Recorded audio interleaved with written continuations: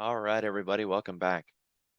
So we had some really good trades of the day, but unless you kind of have the premise beforehand, they didn't really look that great to start out with. So let's just kind of prepare for the day the way we normally would want to, right? We want to mark out the Globex high, and we would want yesterday's high, and then we would want yesterday's low or RTH low, and then yesterday's low, right? So that kind of gives us a ballpark. We can also capture this high all the way back here. And there's more back there. If we wanted to do like Tuesday's high, and Tuesday's high really connected with this. It was Sunday night's high. So let's just scroll back here a little bit and grab that line from Tuesday, and we'll carry it forward, right? We'll just drag it and kind of take it over there. So that it's Sunday's high, it's the high of the week. Kind of look at it different ways, however you see fit. So this morning we had the European Union was going to do a rate hike decision, and then after that they were going to have a Fed speaker, just like we get Powell and we get FOMC, and first we get the minutes, then he comes out talking, and they tell us, how much they raised and what they think about going forward, if they're going to raise or not.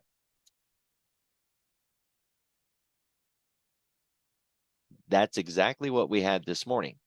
Okay, only for Europe instead of for us. Now there's a rule of thumb that says if you haven't broke out by 10 a.m., you're very likely not going to break out until after lunch. And that rule can be broken for econ or news. All right, so if it's 10:15 and some news comes out, we can break the range and run. But otherwise, without news, we really have no expectation of breaking out after 10 a.m. until after lunch. So I've got the Globex pivot point here marked, which I thought had a lot of concern on it. And, we can mark this consolidation top right there. That's worth marking. So we got all of that marked. Let's go ahead and mark as well this pivot point and that pivot point. So I think we're good to go. All right. So we come into the trading day. I really don't like trading in the first 30 minutes. It's usually choppy and difficult, big wicks. You got to use wide stops or it's going to take you out. So unless it's one of those days where we just open and go, I tend to stand aside for the first 30 minutes and I'm looking for, how are things going? Are we really leaving that range or not? I've had people call it the 30-minute open range, and that's fine. I mean, I focus on a 5-minute open range for measurements and all kinds of other reasons, but trading in the first 30 is generally something I don't really focus on too much. So today, we want to focus on this is today. As we came into the open, we were tightly clustered down at this low, and we had a TRB setting up. And we had to be a little cautious because of all of that stuff with the EU and them potentially raising rates. And so that was a big concern, right? We come into the open and we faded down to this Globex low, but we didn't really expand beyond it all that much. So that had a lot to tell us right there.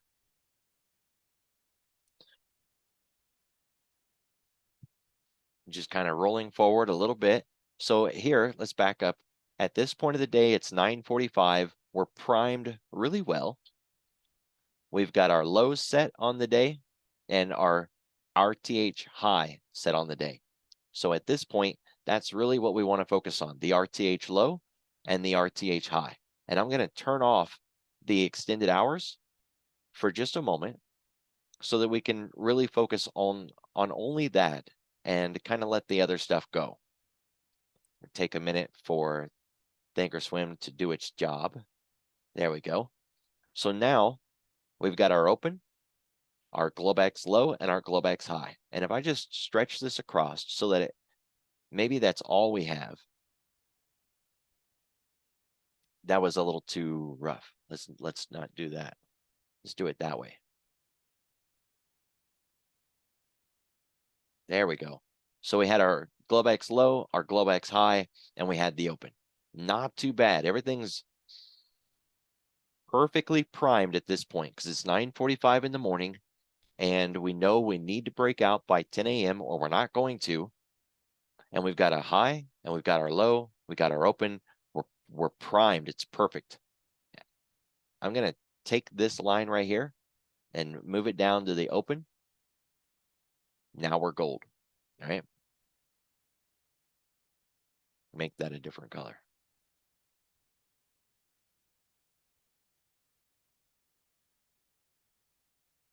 Now this breakout came after 10 o'clock or at 10 o'clock. And it really kind of told us at that point, when it pulled back, that we weren't breaking out at 10. And that gives us all the information we need. Remember the rule that I mentioned. If we haven't broken out by 10 a.m. and really started to expand, we're not going to until after lunch. Notice also in that rally back up, look how far it got. It got all the way up to the close of yesterday, and that's where it took its rejection. Now, I had someone reach out and tell me that that was their best trade of the day right there, that rejection. And hey, I get it. I mean, that was really nice. That was good. Okay, I was busy. I didn't catch that one, but 39.21.5, the close of yesterday, that was perfect. And if you took that, you were in the money so fast. All right, we're talking about 2 minutes and this thing went 20 points. So that was a really good trade. And where did it go from there? It went from the close of yesterday straight down to where we opened today. Remember, I marked the RTH open and made it blue. So straight run all the way back down. Really nice. The only place of concern was right there, and it barely hesitated at all. In fact, the first candle that hit it set a high, and we never came back above that high. So it was a really good setup. So that's good. I was still focused on the low of the day and the high that we had set, because at this point, that is our high. It's past 10 a.m. So we have no expectation that we're going to break out of this zone until after lunch.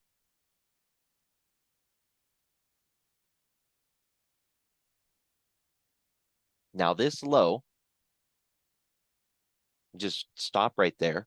Notice all those wicks. Everybody was front running liquidity. Remember, liquidity resides on the other side of the pivot point, and that is the low of the day. So all of the liquidity was on the other side of that. And if you wanted to front run it, meaning you didn't want to get left behind, you wanted to make sure you were in the trade, and you were willing to take a little bit of pain just to make sure that it didn't run away without you, you would get in early. And where did they get in? 3,900, the round number. If you read Spot Gamma and Tier 1 Alpha, you'll know that 3,900, that's a really big deal. So they front run it at 3,900. We never really got through it with any conviction. It held, and that was a telltale sign right there. So we got a little bit of a TRB right there. We had the TRB breakover, and it never stopped. So when we're talking about priming up, right, for a move like this, first of all, you'll never know that it's going to be a move like that. You will never know in advance. The best you can do is get in before the whole thing happens. Some have told me that that seems impossible, but we'll circle back to that. So you get in before it all happens at all, or it starts to unfold and you get in after it's already underway. There's issues with both of those. If it hasn't begun yet, where does it begin? How do you know it's going to begin? So that's the issue with getting in beforehand. If you wait until it's already going, well, then you're going to feel like, well, it's been going for a while. I don't trust it. I'm sure it's going to reverse as soon as I get in, and I don't want to get in and get stopped out. And you'll just sit there and watch it go and go and go, and you're not in it. And that sucks. So these are really difficult to catch.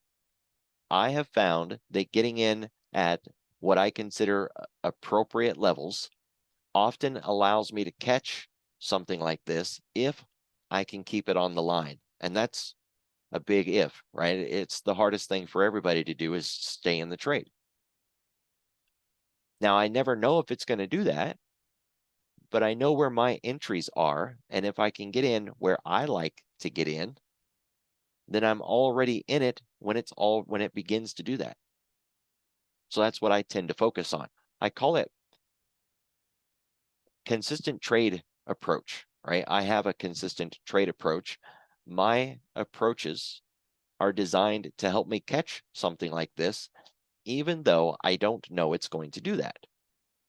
I'm going to show you where I took a counter trend trade today, and it could have turned into something like this, but it certainly did not. I didn't know if it was going to or not, right? It was just the appropriate place to get in, because a phrase you're going to hear me say often is, if it was going to reverse, it would have happened here. Well, today, when we were at these lows and we knew that it wasn't going to break out because it was past 10 a.m. and we were in the range and the EU was going to close at 10:30 and we had no expectations of a breakdown, then if it was going to reverse, it was going to happen here. Now, sure, I was focused on the low like everybody else, but it held at 3,900, never came back to those lows, and that was the turning point. So it was the turning point with a TRB and the idea that it was not going to break out and go lower, because we don't get breakouts that late in the morning unless there's some kind of news or something. Okay, so that's the reversal right there. That reversal with this little micro double bottom. Remember what we've said about double bottoms. A good double bottom goes lower than the previous low and then goes up because it's a bear trap. That's what it's designed to do. Literally, its reasons for existing is that, to trap bears. So we had a micro double bottom that went lower than the previous low, so textbook double bottom, a TRB setup with a breakover off of the round number 3,900, massive level after 10 a.m. with every expectation that we were not going to break down lower than this low. So getting in along these lows. With all of that in mind, what we had to worry about were resistance levels. Here at 39.08, here at 39.13, up here at the high of the day, and this yellow line, which was the close of the previous day, that red line up there, which was the ADR, and this wick point, right? It's kind of covered up by that market maker move, but that was a high up there. All of those became resistance areas, and each one were goalposts. We get there. If we make it through, we're going to the next one. But on every one of them, we had to worry about, are we going to get there first? And then are we going to get through it? Notice how it broke through this high with conviction. We paused underneath it, and we did what Grimes calls a pre-breakout consolidation. So we almost got there and we paused, and then we had a massive flood or flow of orders come in, and we just broke right through all of that. A little Busby and a continuation. That Busby is covering up a pin bar, but there's a pin bar right there. So another reason to believe in the continuation. Also, and I'm not even touching on it, the volume was just crazy volume. It was strong, aggressive volume came in. Now I'm on a tick chart, so the volume doesn't really look quite right, right? You understand what I'm saying? So a tick chart, if I set it for 3,500, when there are 3,500 orders that get filled, we get a new candle. How many contracts in that order doesn't matter. It can be 10 contracts or 10,000 contracts. It would still count as one order. So the volume looks a little off. Let's go to a 5-minute chart and turn that volume back on. So the volume really picked up, right? When that flood of price started coming through and we really began to take off. Look at that. Now, if you want to get into volume on the futures, there is a lot of really smart people that focus on a 1-minute chart. This is not me, right? I'm telling you what I know somebody else does. They've been a quant trader for 20 years. They're third generation trader. They run a trading firm. They helped build and design Thinkorswim. So this guy that I'm mentioning, he knows his stuff, and he watches the ES on a 1-minute chart, not for the price action, but for the volume action. I'll just leave that with you, right? I'll just give you that little nugget to think about for a while, and we'll move on. But still, look at the volume on the breakout. How many times have you heard that a good breakout should come on elevated volume? Well, there you go. That's exactly what you're looking for. And if we were looking at it on a 5-minute, you wouldn't see it the same way because it would blend that volume into these different candles. All right. So let's get this chart back where it belongs. So that low entry was the best trade of the day if you had all of that other context. If you already instinctively understood that we should not break down, that 3,900 was a very critical level, and that the EU was closing and Christine Lagarde was wrapping up her news press conference, and then the flood of orders coming in and the nonstop flow, it came through in the ticks, right? If we look, that was the first spike on the ticks into 1,000, and it hit repeatedly in the ticks again and again throughout the day. Just massive push in flow. We had the weighted AD break out above the 378 marker and expanded with conviction, and it just kept on going, right? So we had all of these tools telling us to take this trade off the low and not to short this thing. Now everything slowed down later in the day, and I mentioned I took a counter trend trade. I did. I caught this reversal right there. And granted, I mean, hey, it made some money, but that little counter trend couldn't compete with that 90-point run, right? The only difference is this was a high conviction short. And so even though it didn't go very far, I was able to size up in that trade. And I wasn't really able to size up here, at least not in the start of it. If you're unsure why this was not such a high conviction entry, it's because of the EU. So we had a really good idea that it wasn't going to break down here, right? And we had a really good idea that if we didn't break down here, that we were going to retest these levels like the open and the RTH high. But being able to size that trade up, we didn't actually have a really clear price pattern because it didn't come down to this low that we were focused on. If it had, then we could have sized up, right? But otherwise, front running at 3,900, that's kind of where we talk about don't diddle in the middle. Well, we weren't at the low. And at that point, we weren't at the high either. So we had to be cautious on that entry. And that's why we weren't able to size up.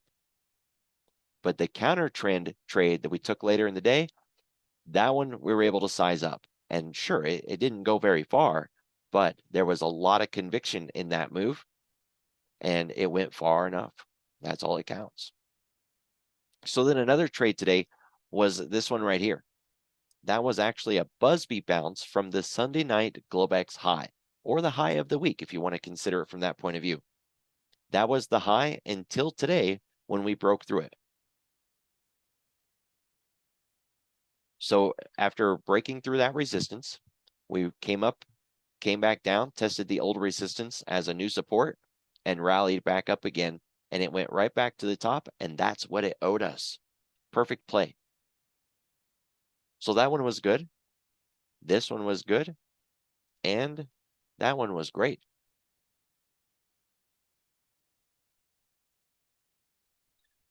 So what trade did you get today? That I would be interested in hearing. If you want to share that trade, put it in the comments.